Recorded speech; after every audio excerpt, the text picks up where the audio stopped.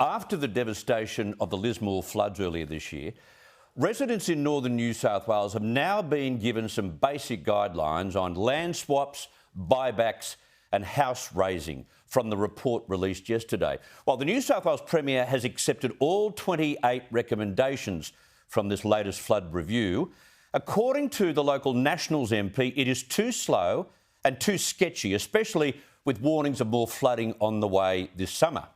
Joining me now is Nationals MP for the seat of Page in northern New South Wales, Kevin Hogan.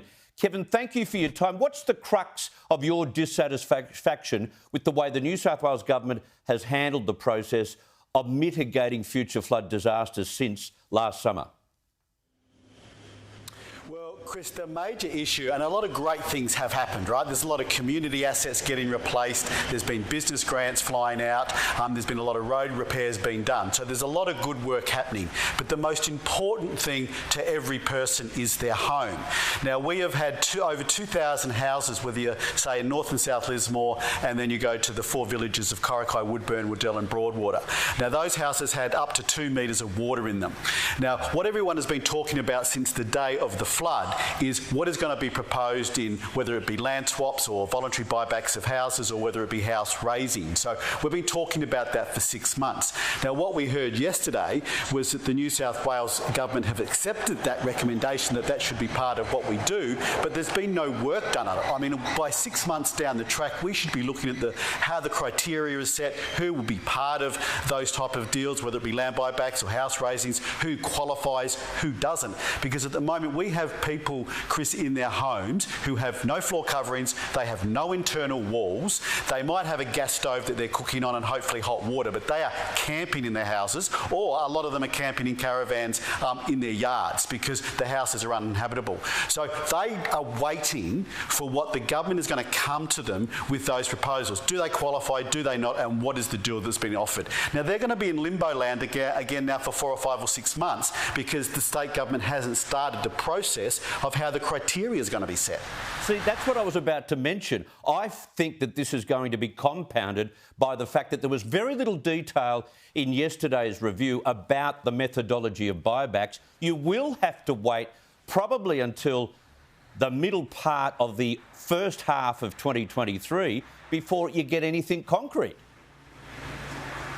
That's right. And look, these things, and I appreciate this, these things aren't simple. You've got to find, if you're doing a land swap, you've got to find where are they going to move. And there's going to be a whole lot of things that you organise to do this. But, I make the point that Queensland, who had this same event the same day, wasn't as severe in Queensland as it was here, but the Queensland government did a deal with the previous federal government in a deal that they did at one stage for money for buybacks from the same event on the same day. So they've already done the deal. They've already got money for it, so they're well developed in it. So, look, I was exceptionally disappointed. A lot of people in the community yesterday thought that inquiry and passing down what the inquiry recommended, not only was those things going to be accepted, but the criteria of it, who was acceptable, what type of conditions you had to do to get accepted or not. So there's a lot of very, very disappointed people in our community because now they've worked out they have to wait for months to see whether do they put more money back into their house where they are now, or do they wait to see if they're offered a different deal. So they're in limbo land again.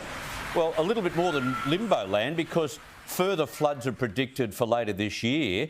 You're saying that, virtually no mitigation work has been done apart from reconstruction.